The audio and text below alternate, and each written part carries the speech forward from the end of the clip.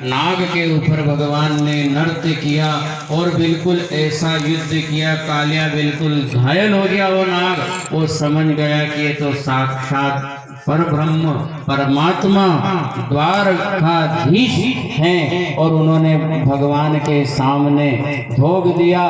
तो भगवान ने कहा कि देख रहे, अब तो अगर यहाँ से बचना चाहता है तो पूरे परिवार सहित इस यमुना को छोड़ दे। तो उसने कहा कि प्रभु मैं इस यमुना को अगर छोड़ दूंगा तो वो गरुड़ मुझको खा जाएगा, क्योंकि मैं गरुड़ के डर की वजह से इस यमुना में आया हुआ था। बताओ, गरुड़ जी तो यहाँ भी आ सकते थे, लेकिन गरुड़ जी को यहाँ किसी ऋषि का श्राप था। एक बार क्या हो रहा था, कोई ऋषि तपस्या कर रहे थे और भगवान सूर्य को अर्घ दे रहे थे और गरुड़ जी ने इस यमुना में से एक मछली को पकड़ ली थी। तो उस ऋषि ने कहा, क्योंकि भगवान की सूर्य भगवान को जल दे रहे थे और गरुड़ ने जैसे यमुना में से मछली पकड़ी तो उस ऋषि ने श्राप दे दिया था कि गरुड़ जी आज के बाद इस यमुना की ओर अगर आप आओगे तो नष्ट हो जाओगे। उस ऋषि के श्राप की वजह से कालिया को मालूम था कि गरुड़ यहाँ नहीं आ सकते हैं। इस वजह से कालिया आराम से यमुना में अपना अधिकार जमा के रहने लगा। तो प्रभु, अगर मैं आप कह रहा हूं कि रमणीक दिख में जाऊं तो मुझे गरुड़ का भय है, तो भगवान ने कह दिया कि तुझे भय नहीं रहेगा रे। अब बोलो द्वारिकाधीश भगवान की जय, बाल कृष्ण भगवान की जय। जैसे यहाँ कोई अधिकारी, एक साधारण सरपंच साहब की सील रहती है और एक कलेक्टर की सील रहती है, तो कलेक्टर वही है जिले में, लेकिन उस कलेक्टर के सील और साइन को देख के थर्रा जाता है। ऐसे ही भगवान ने कहा कि कालिया अब तो यहाँ से जाएगा नहीं तो गरुड़ तुझको खाएगा थोड़ी, अब तेरा सम्मान करेगा, क्योंकि मेरा चिन्ह तेरे फणों के ऊपर हो गया। जा तू प्रेम से यहाँ से चला जा, ताकि तू यहाँ से चला जाएगा तो ये जो गाय है ये जल प्रेम से पी सकेगी, क्योंकि यमुना बह रही है लेकिन जहरीली होने की वजह से हम जल नहीं पी। तो कालिया ने भगवान को धोख दिया, परिक्रमा करी और कालिया यमुना से निकल गया। और सब लोगों ने भगवान से कहा कि अब तो कहीं भगवान आएगा, अब तो कहीं ऐसा, लेकिन भगवान तो मुरली बजाते बजाते वापस आ गए। और यशोदा ने बड़े प्रेम से गदगद भाव से कहा कि अब आज के बाद मैं तेरे को जंगल में नहीं भेजूंगी, वो तो मेरे ऊपर उस गौ माता की, उस गोपाल की पितरों का आशीर्वाद था, तब कहीं तू जाके बचा है, नहीं तो इस कालिया ने तो तू तो बात करे, इसका तो जल से, इसकी छाया से जीव नष्ट हो जाता है। इस तरह से यशोदा माँ फिर भी नहीं जान रही है कि परमात्मा मेरे यहाँ आया है। इस तरह से भगवान ने फिर उस चीज को भी अपनी माया के द्वारा भुलाया। अब भगवान दूसरे दिन फिर गाय चराने के लिए आ गए। बोलो द्वारिकाधीश भगवान की जय। यानी रोज भगवान गाय चरा रहे। कंस नित्य नया राक्षस को, कभी सक्टासुर आ जाता है, कभी बाकासुर आ जाता है, लेकिन परमात्मा सबको वध कर देते हैं और कंस फिर चिंतित रहता है। आज भगवान ने सब ग्वालों से कह दिया शाम को कि कल एक भी लोग घर से भोजन करके मत आना, फिर के सब लोग अपने अपने घर से टीपन लेके आना और अपन गाय चराएंगे और यमुना का जल पिएंगे, क्योंकि अभी तक अपन यमुना मैया का जल नहीं पी पा रहे थे। आज हमारी जो यमुना है पवित्र हो गई है, तो कई दिनों के बाद हम सब लोग उस यमुना का जल पिएंगे ना।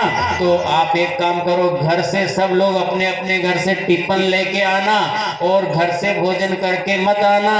अपन सब लोग यही भोजन करेंगे और यमुना का जल पीएंगे। बोलो द्वारिकाधीश भगवान की जय। अब उनमें सब लोग एक जैसे थोड़ी होते हैं, बेचारे बहुत सारे गरीब भी थे, पैसे वाले भी थे। सबने अपनी अपनी माताओं से जाके कहा कि मैया आज हम घर पे भोजन नहीं करेंगे, आज हम उस कन्हैया के साथ में जंगल में भोजन करेंगे, तो तू हमारा टिफिन बना देना। तो किसी माँ ने पूरन पूड़ी बना दी, किसी ने हलवा बना दिया, किसी ने भजिया पकौड़ी, कई तरह तरह के पकवान बना दिया। लेकिन एक सबसे बड़ी जो बिल्कुल गरीब ग्वाल था, उसके घर कुछ भी नहीं था। उसने भी अपनी माँ से कहा कि मैया कल हम सब लोग उस कन्हैया के संग में भोजन करेंगे, तो हमारे लिए भी कुछ। अब उस माँ को बहुत दुख हुआ। अब क्या करे, वो माँ घर में कुछ भी नहीं था, सुदामा की तरह बिल्कुल गरीब थी और घर में कुछ भी नहीं था। तो उसने कहा कि बेटा एक काम कर, तू गाय चराने के लिए आज मत जा। नहीं माँ, क्योंकि जो भी भगवान को देख ले वो माने कि नहीं माँ मैं तो जाऊंगा तो सही। कि बेटा क्या रखूं टिफिन में, कुछ भी नहीं है घर में। लेकिन भगवान हमेशा कहते हैं ना, गरीबों को गले से लगाते हैं राम जी, गरीबों को गले से राम जी, गरीबों को गले से लगाते हैं, गरीबों को पास में बिठाते हैं राम जी, गरीबों को पास में बिठाते हैं राम जी। गरीबों को गले से लगाते हैं,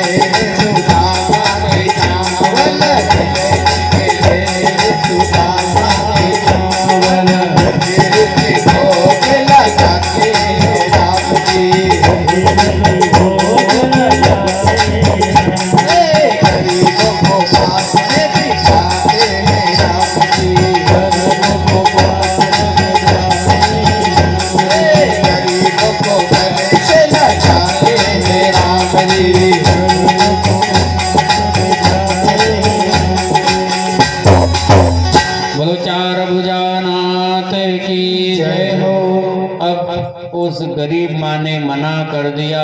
लेकिन उस गरीब गोप ग्वाल की जो नजर सीका के ऊपर गई, तो वहां पर क्या रखा था, 3 दिन पुरानी कड़ी रखी हुई थी। कड़ी जो अपन बनाते हैं ना, छाछ में कड़ी बोलते हैं ना, कि खाटा बोले, कहीं बोले आपके इधर, हमारे इधर कड़ी बोलते हैं, उधर खाटा बोलते हैं, देसी जो भी बोलो आप।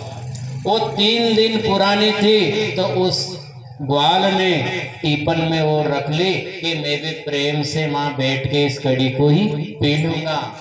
और जैसे ही वो गरीब था, इतना गरीब था, और सब लोग जा रहे हैं, सब गोप ग्वाल आराम से वहाँ पहुँचते हैं जंगल में, उस यमुना के किनारे। जैसे ही भोजन का टाइम हुआ तो इस गरीब को शर्म आने लगी।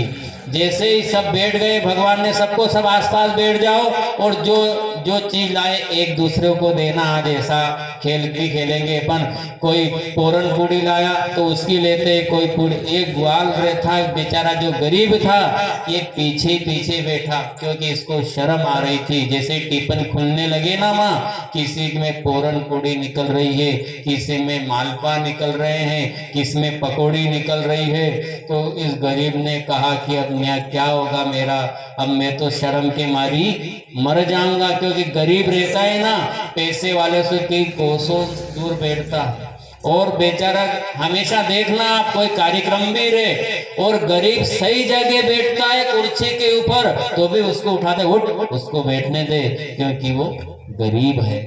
गरीब की इज्जत संसार नहीं करता है लेकिन वो द्वारकाधीश जरूर करता है। गरीब सही जगह बैठता है फिर भी संसार वाले उठा देते हैं, और पैसे वाला गलती भी कर देता है तो भी भैया साहब बैठो ना यार कोई बात नहीं, जबकि याद है कि गलती कर रहा है क्योंकि उसके पास में जेब गरम है। लेकिन गरीब के पास में जेब गरम नहीं है रे, उसके बाद में तो वो चीज है, पायो जी मैंने राम रतन धन